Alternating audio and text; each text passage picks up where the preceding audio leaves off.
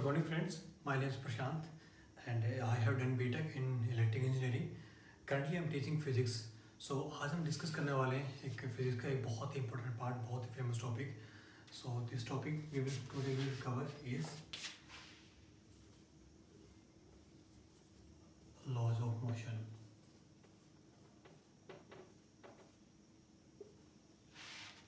It's very important topic और NEET में और जेई में इसमें से काफ़ी टाइम बहुत सारे क्वेश्चंस आए हैं. ओके एंड अगर कई बार डायरेक्टली क्वेश्चन नहीं भी आते तो इनडायरेक्टली लॉज ऑफ मोशन से काफ़ी सारे क्वेश्चन कनेक्टेड होते हैं.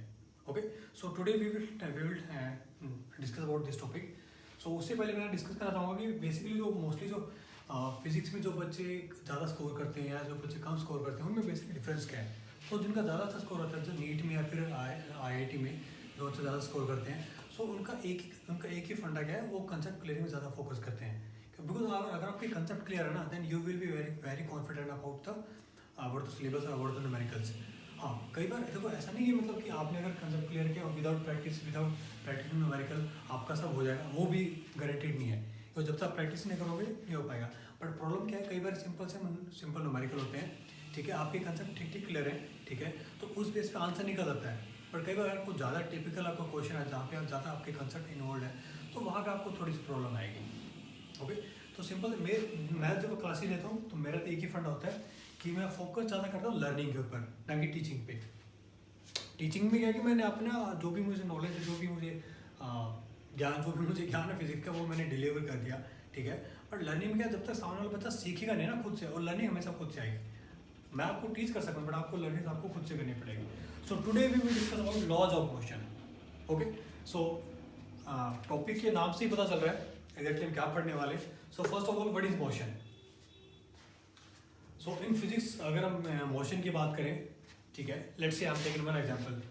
मान लो कि किसी भी टाइम पे कोई एक ए ऑब्जेक्ट है एट t इक्वल टू 0, इसकी पोजीशन कोई ये पोजीशन है, ठीक है, and after time interval t let's say इसकी पोजीशन दिस पोजीशन. ओके अब ये जो पोजीशन में जो चेंज हुआ ना, इसको बोलते हैं motion. Okay so in simple words we can say change of position of any object or any body with respect to time. Okay, this is called motion. अब लॉ क्या क्या है, किस लॉ पे डिपेंड करता है, किसी बॉडी का किसी ऑब्जेक्ट का मोशन डिपेंड करता है, उसके बारे में हम डिस्कस करने वाले हैं. ओके तो सबसे पहले जिन्होंने लॉज दिए थे regarding motion, the name of that famous personality is Newton. So Newton give number of laws about the motion. Okay so and पूरा जो कन्वर्सेशन में रहेगा मेरा हिंदी और इंग्लिश में रहेगा, सो दैट आपको पूरा समझ आए, ठीक है. सो हम डिस्कस करने वाले आगे अभी न्यूटन ने क्या लॉ दिए थे. कोई भी बॉडी है, अगर वो किसी स्टेट में है या उस पर कोई बाहर से कुछ एक्सटर्नल कोई भी डिस्टर्बेंस आती है, उसका इफेक्ट क्या पड़ता है. एंड सबसे इंपॉर्टेंट चीज़ क्या है, हम इतने लॉ वगैरह मोशन के रिगार्डिंग क्यों पढ़ेंगे. तो अगर किसी भी टाइम पे किसी मोमेंट पे किसी बॉडी को कुछ पोजीशन दी गई है, कोई भी कंडीशन दी गई है, आफ्टर सम टाइम जो भी उसका पास्ट एक्सपीरियंस है, जो भी उस पर एक्टिविटी चल रही है, उस एक्टिविटी को रीड करने के बाद या समझने के बाद हम कुछ टाइम बाद उसकी एक्टिविटी क्या होने वाली है वो हम डिस्कस कर सकते हैं, वो हम चेक कर सकते हैं. So that's why we are right now we are learning laws of motion. Okay so first of all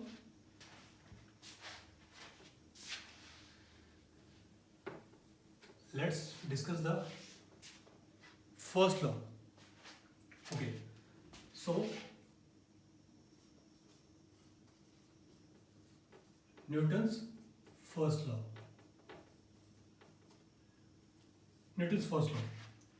Okay so Newton's first law. So Newton ने फर्स्ट लॉ में क्या डिस्कस किया है, in simple words we can say, let's say अगर कोई body किसी भी moment पे, लेट्स कोई एक ए बॉडी है एट t इक्वल टू 0, अगर वो रेस्ट पे मीन्स उसकी वेलोसिटी और स्पीड अगर 0 है, ठीक है, जब तक उस पर कोई भी एक्सटर्नल फोर्स या एक्सटर्नल डिस्टर्बेंस जब तक आप उसे अप्लाई नहीं करोगे ना, तो उसकी जो स्टेट है हमेशा यही रहेगी. At t equal to t also its speed will be 0. अगर उसकी स्पीड कोई u इक्वल टू u है तो वो वही रहेगी. मीन्स जब तक आप एक्सटर्नल कोई फोर्स अप्लाई नहीं करते हो किसी बॉडी के ऊपर, तो उसकी जो भी कंडीशन है वो उसी में रहेगी अनटिल अनलेस कोई फ्रिक्शन इन्वॉल्व नहीं है। Friction is also external force. कहने का मतलब क्या है, अगर आइडियल कंडीशन है, अगर कोई फोर्स अप्लाई नहीं किया आपने इसके ऊपर, तो इसकी कंडीशन ये है, अगर वेलोसिटी जीरो है तो जीरो ही रहेगी, अगर वेलोसिटी यू है तो वो यू पे ही मेंटेन रहेगी, जब तक कोई आप एक्सटर्नल कोई फोर्स उस पर अप्लाई नहीं करते हैं। सो this is Newton's first law. आज इशू क्या है कि जब मैं फिजिक्स पढ़ता था, तो जब मैं यहाँ पे लेट से यहाँ एक टॉपिक चल रहा है, तो साथ साथ ना मेरे एकदम बहुत सारे क्वेश्चन चल रहे होते थे साथ साथ में। जैसे कि मान लो कि चलो ठीक है, ये बॉडी यू लेट से कोई बॉडी स्पीड यू जीरो है, ठीक है। अगर मान लो कि कोई पर्सन सामने से भागता हुआ जा रहा है, जैसे किसी गाड़ी में बैठ के जा रहा है, ठीक है, अगर आपको उस रेफरेंस से चेक करोगे तो कई बार आपने देखा हो, जब आप ट्रेन में बैठते हो, आप ट्रेन आगे जा रही है तो आपको दिखता है कि जो ट्री है, जो पेड़ है या जो गाड़ी है वो पीछे स्पीड की तरफ भाग रही है, बट वो तो स्टेशनरी है। इट मीन्स अगर ये लॉ हमें अप्लाई करना है, then we have to consider a plane of reference. हमें एक रेफरेंस भी कंसिडर करना पड़ेगा कि आप किसी भी बॉडी का जो मोशंस आप नोट कर रहे हो, आप जो भी आप चीज़ इंफॉर्मेशन किसी चीज़ के बारे में ले रहे हो, देन जिस रेफरेंस से आप ले रहे हो उसकी क्या कंडीशन है। ओके, तो सिंपल सा फंडा क्या है कि जब तक अगर आप किसी इसके बारे में पता करना है, ठीक है, किसी भी बॉडी के बारे में पता करना आपको, तो जब तक आपका रेफरेंस का आपको नॉलेज नहीं होगा ना कि आपका रेफरेंस उसकी क्या वेलोसिटी है, उसकी क्या एक्सेलरेशन है, जो भी उसका क्या मूवमेंट है, उसके बेस पे आप ये डिसाइड कर पाओगे।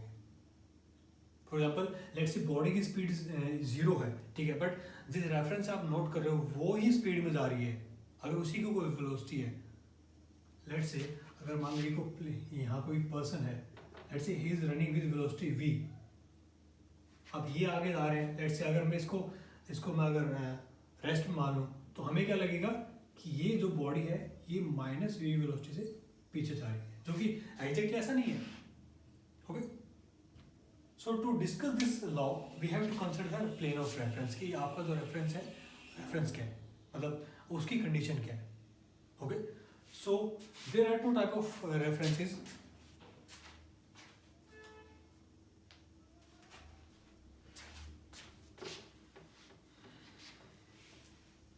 First is inertial and second is non-inertial.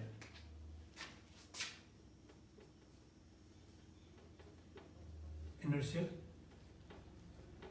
plane of reference. ये आपको सिंपल वर्ड्स में मैं डिस्क्राइब करूँगा। सिंपल सा वर्ड है, अगर किसी भी प्लेन्स जैसे कोई भी रेफरेंस है, अगर उसकी स्पीड है जीरो और है constant, then it's inertial frame of reference. Inertial frame of reference, ये मैं आपको सिंपल वर्ड्स में बता रहा हूँ, अदरवाइज तो इसकी काफ़ी डीप डेफिनेशन है, ठीक है। कई बार मतलब हम डिस्कस कर सकते हैं कि मतलब फॉर एग्जाम्पल अर्थ है, अर्थ इज ऑल्सो रोटेटिंग, ठीक है। लेट्स से कोई टेबल, उस पर कोई बुक रखी है, ठीक है, अगर आप उस बुक को देख रहे हो, ठीक है, अब वो जो टेबल है रखी अर्थ के ऊपर, but earth is rotating and you also know force और एक्सेलरेशन और velocity, these are vector quantities and you know about the circular motion. अगर कोई बॉडी अगर सर्कुलर मोशन में घूम रही है विद कांस्टेंट स्पीड, बट उसके डायरेक्शन बार बार चेंज हो रही है, इट मीन्स उसकी वेलोसिटी भी चेंज हो रही है। ओके, सो अगर ऐसे देखा जाता हो कि हम पूरा का पूरा पूरी जो अर्थ है वो नॉन इनर्शियल है, बट हमारे क्या जितनी भी ऑब्जर्वेशन रहती हैं, ठीक है, हम मान सकते हैं, हम अर्थ को अगर मान लें कि इनर्शियल फ्रेम ऑफ रेफरेंस है, ठीक है, फिर हमारी प्रॉब्लम काफ़ी सॉल्व हो जाएगी। तो सिंपल सा पॉइंट है कि जो भी प्लेन ऑफ रेफरेंस, जो भी रेफरेंस जिनकी वेलोसिटी कांस्टेंट है या जिनकी वेलोसिटी जीरो है, वो प्लेन ऑफ रेफरेंस हो क्या इनर्शियल है। अदरवाइज अगर कोई प्लेन जिससे आप ऑब्जर्व कर रहे हो अगर वही मोशन में या सॉरी वही अगर एक्सेलरेशन में है, तो फिर वो non inertial frame of reference हो जाएगा। Okay, so let's discuss about second law motion. First law Newton law जो मोशन आपने जो सीखा उससे क्या सीखा आपने कि किसी भी जो कंडीशन क्या है, किसी भी बॉडी की ऑब्जेक्ट की कंडीशन क्या है, ठीक है। Now second Newton second law,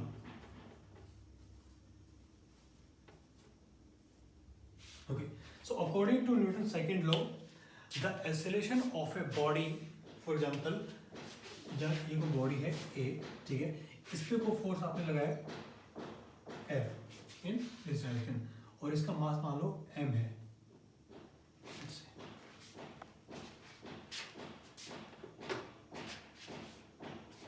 इसका मास मान लो एम है, then acceleration according to Newton second law, acceleration of this body of mass m will be equal to force by mass. So definition काफी, मतलब एक दो डेफिनेशन और भी है न्यूटन सेकंड लॉ के. सो फर्स्ट डेफिनेशन क्या है? So acceleration of a body travelling with sorry let's say उस पर एक फोर्स अप्लाई किया गया f, then acceleration of this body will be equal to force divided by mass of that body. और second definition Newton law की, second law की ये भी है, rate of change of momentum is also known as the force.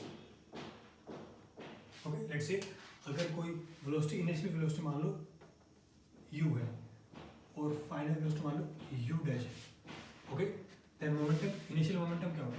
Initial momentum क्या होगा? m into u, and final momentum क्या होगा? m into u dash. So change in momentum कितना हो गया? m of u dash minus u. So force is rate of change of momentum. Let's say ये speed अगर time t में change हुई है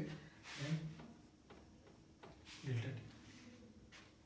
सो m u dash divided by u divided by delta t is also acceleration. So force is equal to mass into acceleration. This is Newton's second law. Okay. So उसके आगे बढ़ने से पहले हमको discuss करना है.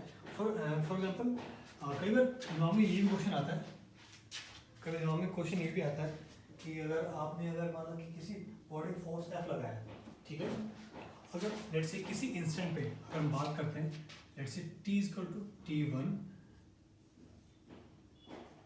इस पे आपने कोई फोर्स लगाया f, okay, then its acceleration at t1 will be force divided by mass.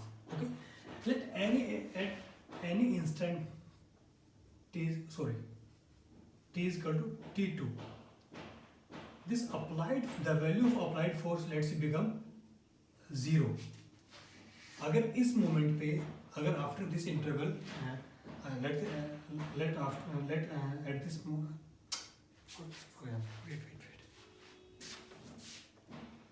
let t is equal to t2, अगर फोर्स की वैल्यू कितनी होगी? 0, देन उसी मोमेंट पे एक्सेलरेशन की वैल्यू भी क्या हो जाएगी? 0. This is very very important. Sometimes it's called Newton's zeroth law, कई बुक्स में लिखा होता है, ठीक है, कि it's called Newton's zeroth law. Means कि जब तक फोर्स किसी बॉडी अप्लाई हो रहा है ना, तब तक आपने किसी बॉडी फोर्स लगा रखा है, जिस मोमेंट में आपने फोर्स उस बॉडी से हटा लिया, at that very moment the value of acceleration will be 0. Okay, and this is very important. बहुत बार, कई बार जेई में, कई बार नीट में इस टाइप के एप्लीकेशन पे काफ़ी सारे एग्जाम्पल क्वेश्चन आए हैं, ठीक है, कि आपने एक बॉडी फोर्स लग रहा है और काफ़ी सारे कई बार पार्ट्स आपस में इंटरकनेक्टेड होते हैं. कई बार डिस्कशन होता है कि लेट्स से अगर आपने बॉडी का फोर्स आपने एफ लेट्स से हटा दिया, then what will be its momentum, what will be its final velocity, and best part let's say t1 पे इसकी वेलोसिटी मान लो u थी, ठीक है, एंड t2 पे लेट्स से हमें फाइंड करना वेलोसिटी v. ओके, सो अब using kinematics formula v is equal to u plus at. So इस मोमेंट पे जो भी फाइनल स्पीड रहेगी ना v, बॉडी उसी वेलोसिटी से ही आगे कंटिन्यू करता रहेगा. Because using Newton's first law कि जैसे आपने अगर किसी बॉडी को फोर्स नहीं लगा रखा है, तो बॉडी की जो कंडीशन है, जो भी स्टेट है, वो उसी स्टेट में रहेगी. ओके, फॉर एग्जाम्पल जैसे अगर let's say after time interval t, so initially let's say speed was v, acceleration यहाँ से निकाल लेंगे, एंड t कितना हो जाएगा? t2 minus t1. अब ये जो वेलोसिटी आएगी ना, जैसे ही आपने t2 पे आपने फोर्स 0 किया है, final velocity of this body will B v only. तो अब आगे जो भी इसका मोशन रहेगा ना, वो v वेलोसिटी से ही रहेगा. Okay, so now discuss about कि इन दोनों लॉज को यूज कैसे करना है।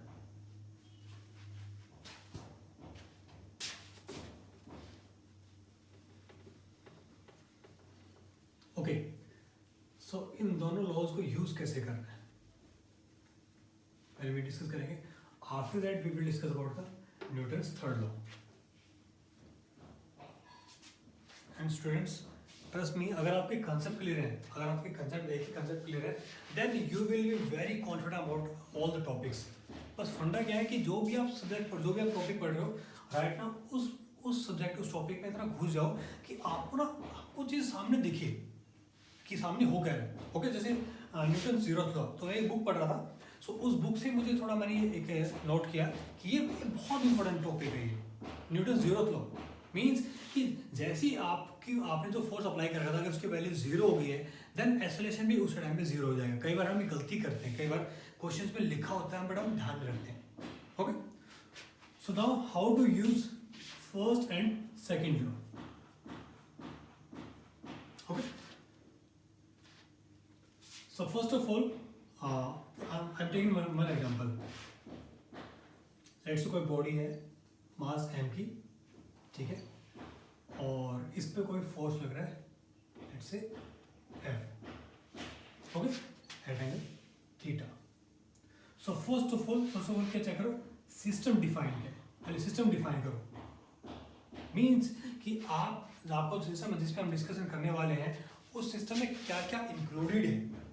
जैसे एक लेट्स एक पर्सन है, वो इसको खींच रहे हैं, ठीक है, एक पर्सन हो गया, बीच में एक लेट्स एक रॉक है, ठीक है, उस पर टेंशन मान लो T है, एक बॉडी है मास m है।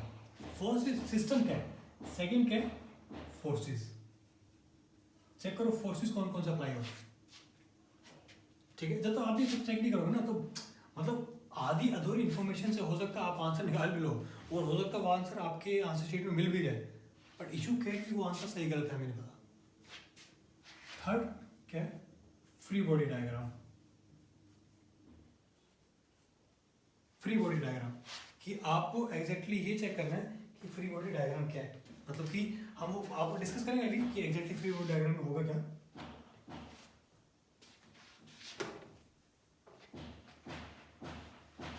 ओके, एंड लास्ट क्या है, इक्वेशंस। जब आपको सारी चीज मिल जाएंगी then you can write equation very easily. तो वही हम डिस्कस करने वाले हैं। It's very very very simple example. Okay, so first of system let's क्या है, let's say block plus man, this is all system, ठीक है, ये हमारा सिस्टम है। Okay, now we will discover the force कि फोर्स क्या क्या है इसमें इंक्लूडेड है। Okay, so first of all let's say बात करते हैं।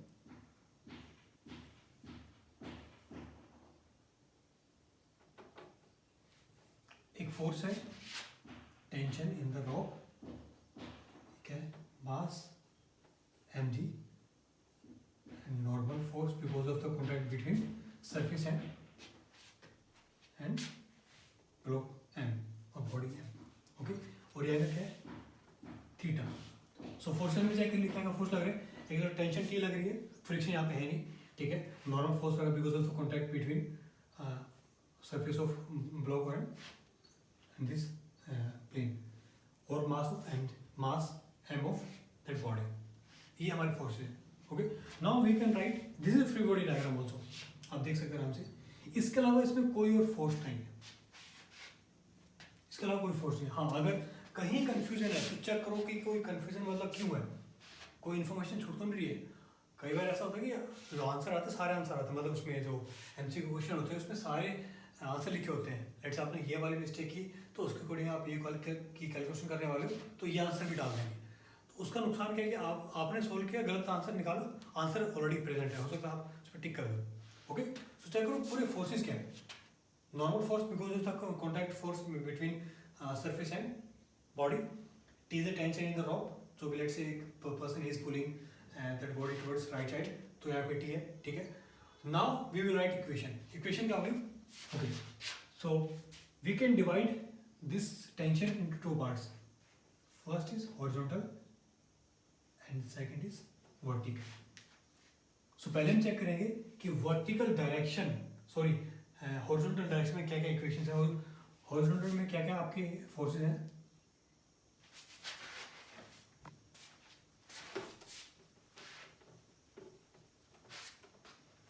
यस, हॉरिजॉन्टल पे क्या है? या T cos theta is equal to mass into acceleration, Newton second law. Means जब भी किसी बॉडी का आपको निकालना है, एक्सेलरेशन निकालना है, ठीक है, then acceleration of that body will be equal to forces applied, net force applied on that body divided by the mass of the, sorry, जो न्यूटन सेकंड लॉ था उसमें जो आपने जो फॉर्मूला निकाला था एक्सेलरेशन का, acceleration is equal to force divided by mass. This is net force. Means अगर 3-4 फोर्स आपने किसी बॉडी पे एग्जैक्टली लगा रखे हैं तो फाइनली जो नेट फोर्स है ना, that divide by mass M, and direction of acceleration will be in the direction of net force. अगर फाइनली जो नेट फोर्स है वो राइट साइड में ही जा रहा है, राइट साइड में डायरेक्शन है, तो एक्सेलरेशन की वैल्यू भी राइट साइड में ही होगी, and both are vector quantities. Okay, so t cos theta is equal to mass into acceleration, first equation. Second equation is t sin theta vertical, तो ये भी ऊपर है, ये भी ऊपर है, plus n is equal to mg।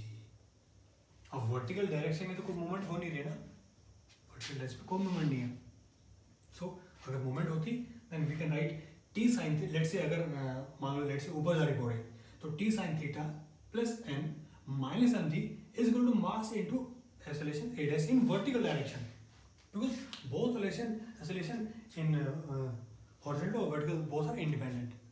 Okay, so this is the second equation. ठीक है, अब यहाँ से हम सॉल्व करके निकाल सकते हैं आराम से। जैसे आपको अगर चेक करना है n की वैल्यू कितनी है, so mg minus T of sine theta, so mg minus T की वैल्यू कितनी आ जाएगी यहाँ से, ma divide by cos of theta into sine of theta is equal to mg minus ma tan of theta. This is normal.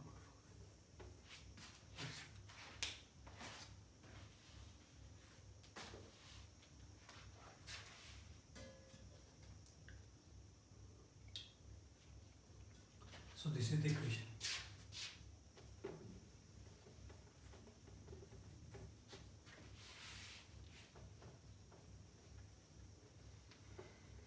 Okay, so now we will discuss about Newton's third law.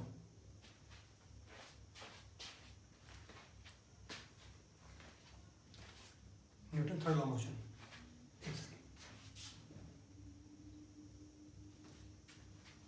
Yeah, so Newton's third law, and this is very famous law.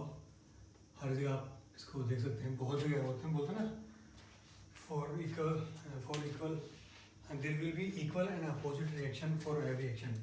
वो मतलब ये dialogue मतलब खासकर social media में बहुत use करते हैं कि तो जैसा करेगा वैसा करेगा, ये सब चीज़ें बहुत सारे एग्जाम्पल्स हो। नॉर्मल लाइफ में लोग इस न्यूटन्स लॉ का थर्ड लॉ को यूज़ करते रहते हैं। ठीक है, कई बार आपने वीडियो भी देखा हो, कई बार सोशल मीडिया पर बहुत सारे वीडियो वायरल आते हैं। अगर कोई गाड़ी जा रही है, बाइक वाला उसको लात मार रहा है, तो ट्राई कर रहा हो गाड़ी को धकेलने, बट खुद पे उसको वापस फोर्स रिपल्सन लगता है। कोई उस पर लिखा भी होता है using Newton live example of Newton third law. Okay, so this is very famous law. In simple words we can say for every action there will be equal and opposite reaction for every action. Okay, for example अगर कोई body, let's ये कोई wall है, मान लो ये कोई बंदा है, लेट्स से मैन, ये क्या कर रहा है, इसको कोई फोर्स लगा रहा है, लेट्स से F। ओके, सो अगर हम ये देखें इस बॉडी का सॉरी इस वॉल का फ्री बॉडी डायग्राम, तो इस पर क्या दिखेगा हमें, F ऐसे। But according to Newton third law for every action there will be equal and opposite reaction. अगर हम इस आदमी का अगर फ्री बॉडी डायग्राम ड्रॉ करेंगे तो इस पे भी एग्जैक्टली F फोर्स ही लगेगा, but in opposite direction. So this is Newton's third law. Okay, तो फर्स्ट लॉ में हमने देखा कि किसी भी ऑब्जेक्ट की जो पोजीशन है वो चेंज कैसे होती है, ठीक है। सेकेंड लॉ में हमने देखा कि उसकी जो एक्सेलरेशन क्या निकलती है। थर्ड लॉ हमने क्या देखा कि किसी भी अगर कोई बॉडी दो बॉडी आपस में अगर इंटरेक्ट करती है तो उसका इफेक्ट क्या आता है दोनों के ऊपर, इसके ऊपर हमने देखा। Okay, so this is third law.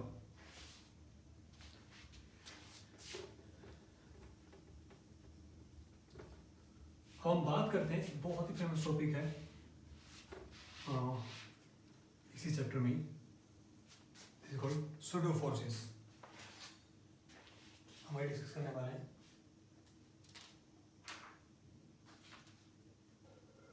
Pseudo force,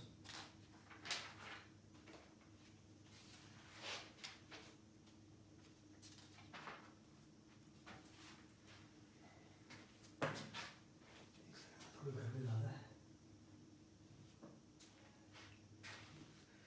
okay, yes,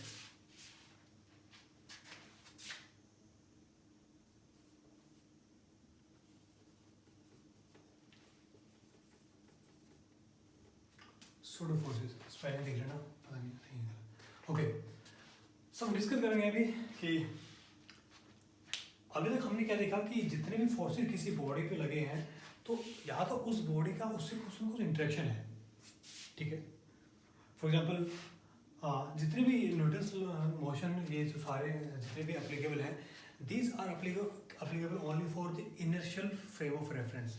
means जिस आप फ्रेम ऑफ रेफरेंस आप चीज़ें ऑब्जर्व कर रहे हैं ना, उसकी या तो वो स्टेशनरी होना चाहिए या उसकी वो कांस्टेंट वेलोसिटी होनी चाहिए। There must not be any acceleration on that reference. Means उस प्लेन ऑफ रेफरेंस की कोई एक्सेलरेशन नहीं होनी चाहिए। ओके, सो कई बार क्या होता है, कई बार हम फॉर एग्जाम्पल आपको एग्जाम्पल देता हूँ। Okay, let's say there is a car, okay, travel कर रही है इस डायरेक्शन में with acceleration a naught. Okay, मान लो कि इस गाड़ी के अंदर एक पेंडुलम है, ठीक है।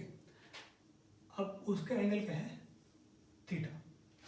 लेट्स इसका मास क्या है, एम, ठीक है।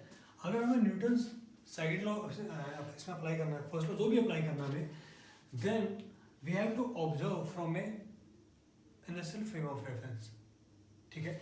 अगर मैं बोलूँ कि लेट्स से अगर क्वेश्चन ये है कि find the value of theta that is angle made by this string with the normal, so तो भी हमें क्या करना है। ओके, अगर हम पहले क्या था कि system, let's say this body whole body is system. First ये था कि जब भी आपको न्यूटन्स फर्स्ट सेकंड लॉ को यूज करना है, first of all check the system. System क्या है आपका, कि आपके सिस्टम में कौन कौन से वर्ड इंक्लूड है, ठीक है। सेकंड क्या है, चेक करो फोर्सेस क्या है। अगर फोर्सेस की बात करूँ मैं, लेट्स से इसका हम फ्री बॉडी डायग्राम बनाते हैं। मास क्या है, mg, ओके। एक टेंशन है यहाँ पे t, ये थीटा है, तो ये कितना हो गया t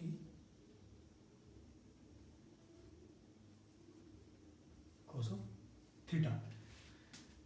अब तक जहाँ तक हमने सीखा उसके अकॉर्डिंग तो ये इसका फ्री बॉडी डायग्राम होना चाहिए, बट ऐसा नहीं है।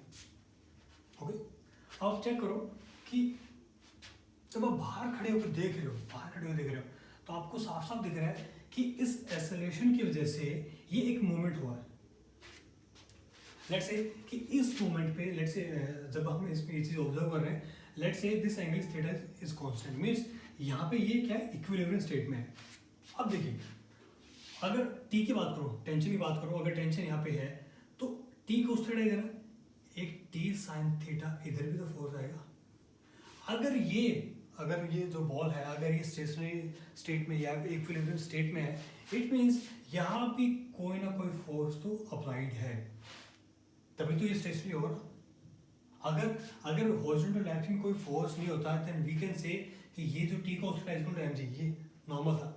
बट अगर इस स्टेट में अगर ये फिक्स है या स्टेशनरी या फिर इक्विलिब्रियम है, इट मींस कोई ना कोई और फोर्स भी अप्लाई हुआ है इस बॉडी पे, तभी ये इक्विलिब्रियम है।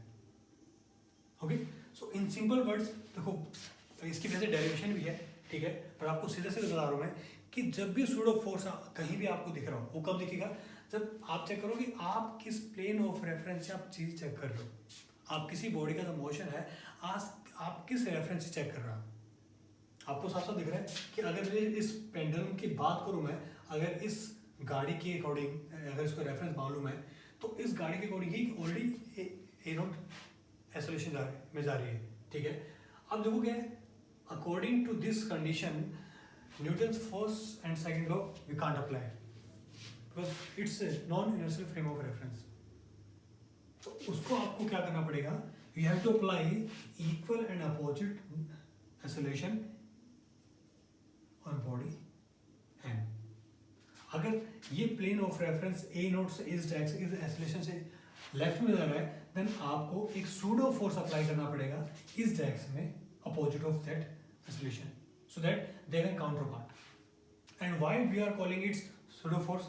Because there is no interaction between the car or the ball. मतलब ये जो pseudo force इस बॉडी अप्लाई हुआ है इसका कोई फिजिकल इंटरेक्शन नहीं हुआ अभी तक इस बॉडी पे कि मतलब आपको टेंशन दिख रही है यहाँ पे टी mg इज ऑल्सो जो ऐसा फोर्स जो दिखता नहीं आपको, इसके हम अभी डिस्कस करने वाले हैं Newton's third law again we will discuss one more point, okay. But ये कि ये आपको हमेशा कांस्टेंट दिखेगा, आपको ये मतलब ग्रेविटी हमेशा रहेगी, तो डायरेक्ट mg नीचे, ठीक है। अब ये जो फोर्स हमने अप्लाई किया ना, अब इस फोर्स का इससे डायरेक्टली कोई कनेक्शन नहीं है in terms of physical interaction, but इसका इफेक्ट जरूर है। सो इस प्लेन ऑफ रेफरेंस को अगर आपको इनर्शिया में कन्वर्ट करना है तो जिस एक्सेलरेशन से ये रेफरेंस मूव कर रहा था then you have to apply equal and opposite acceleration on the body, जिसमें हम अभी डिस्कस करें इन अपोजिट डायरेक्शन। अब देखो अब सिंपल हो गया, अगर हम इक्वेशन लिखिए सिंपल सी इक्वेशन अब क्या है, so T sine theta is equal to m a naught and T cos theta is equal to m g. अगर दोनों हम डिवाइड कर दें so tan of theta is equal to a naught by g. कई बार इस पर direct question भी आते हैं, कई बार मतलब ये ऐसी कंडीशन आप डायरेक्टली यूज कर सकते हो मौजूद है, मतलब ऐसे अगर सिमिलर कंडीशन है तो डायरेक्टली फॉर्मूला पूछ रहे थे कि बड़ी डायगोनल ऑफ दिस, अगर फॉर एग्जाम्पल लेट से आपने इस एक्सेलरेशन को आपने डबल कर दिया तो कितना होगा, तो थीटा कितना होगा, वही सी बात ये डबल हो जाएगा, टू कितना होगा ऐसे में आपने हाफ कर दिया, ऐसे आपने इसको 1/10 कर दिया तो डायरेक्ट, ओके। सो ये था आपका pseudo forces. Pseudo force means क्या, इसको हिंदी में बोलते हैं नकली फोर्स, मतलब कि फोर्स हमने कोई इस बॉडी पे लगाया नहीं है बट इसका इस पे इफेक्ट जरूर है, that's why we are calling it pseudo forces. तो जब भी किसी रेफरेंस से आप बात करो, आप चेक करो, ठीक है, तो जो भी रेफरेंस में जो जिस बॉडी में बात करें जिसके बारे में सिस्टम आपने जो बॉडी इंक्लूड किया है तो चेक करो कि वो जो फ्रेम है वो लेट से अगर कोई वेलोसिटी नहीं होती ना तो यहाँ कोई फोर्स भी नहीं होता तो ये यहीं पे होता है, सॉरी अगर कोई एक्सेलरेशन होती तो ये यहाँ पे होता है, कोई थीटा नहीं उसमें सूडो फोर्स होगा नहीं, let's say it means so T is equal to mg होता है, okay. So this is called pseudo force.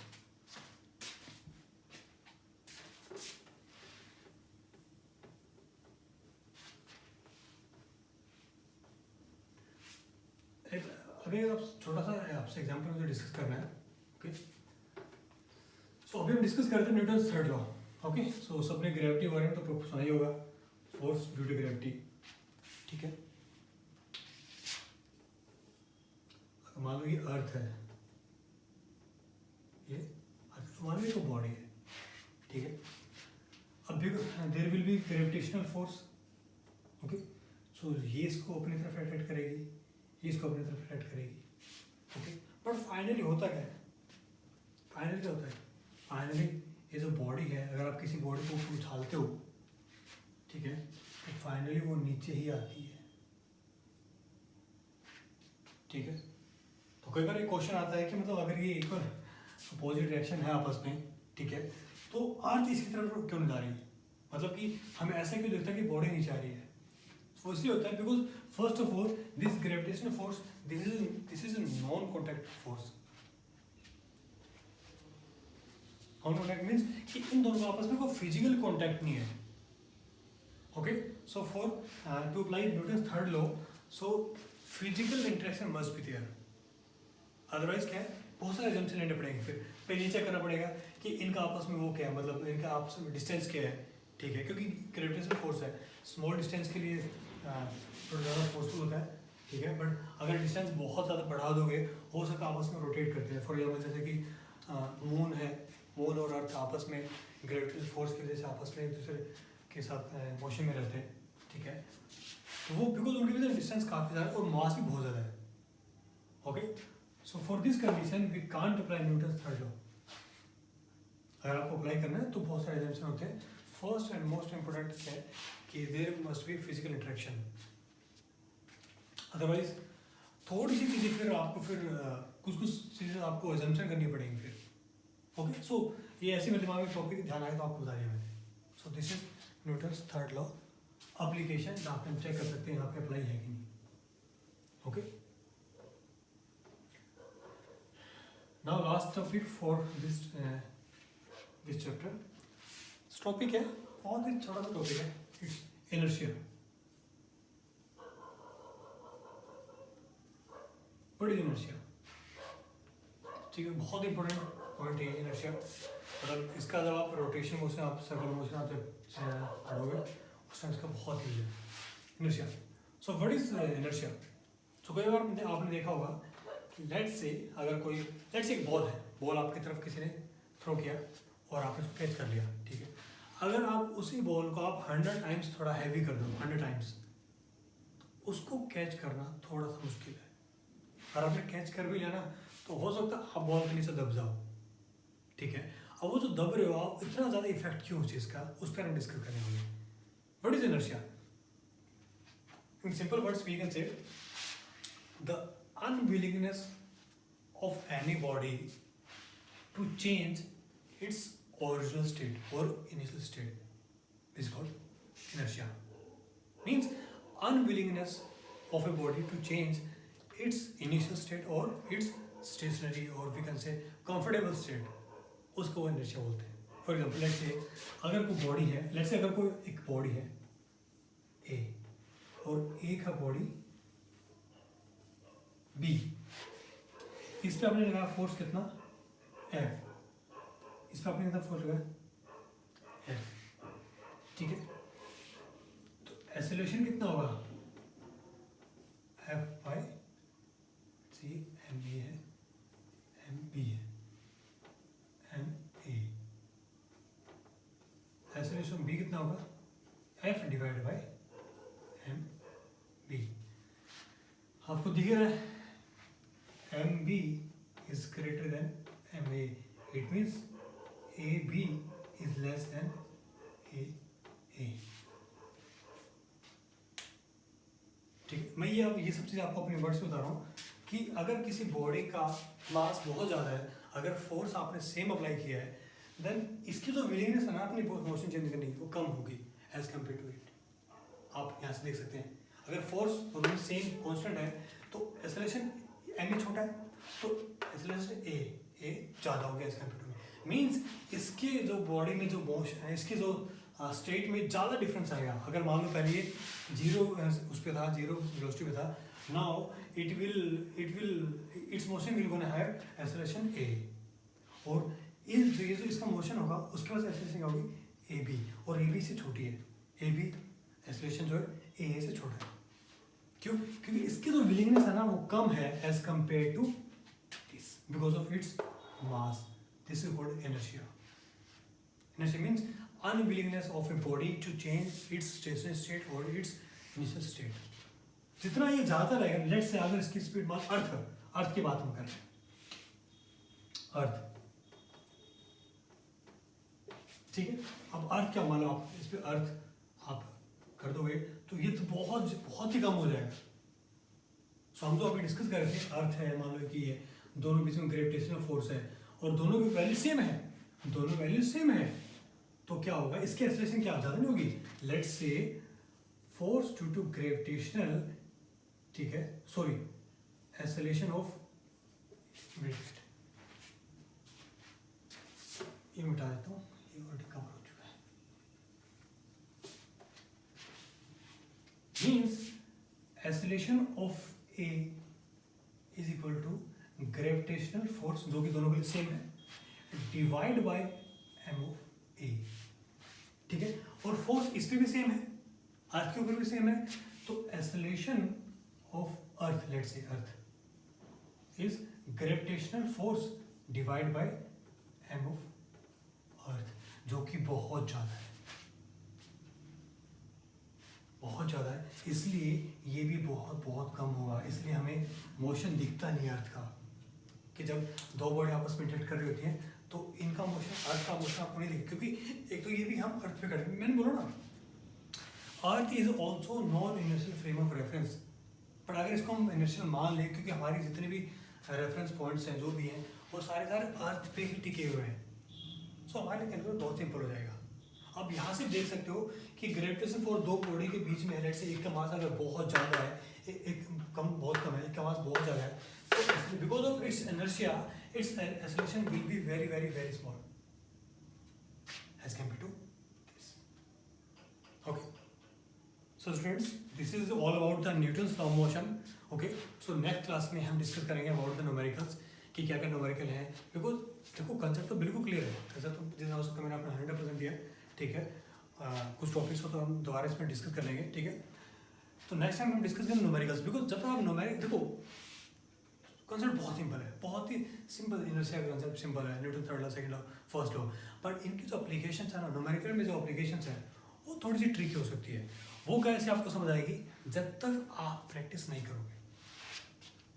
सुना ना आपने कि practice make a man perfect, perfect तो खैर नहीं होता, but practice make a man habitual, कि आपको कुछ ना कुछ हैबिट्स हो जाएगी क्वेश्चन सॉल्व करने की।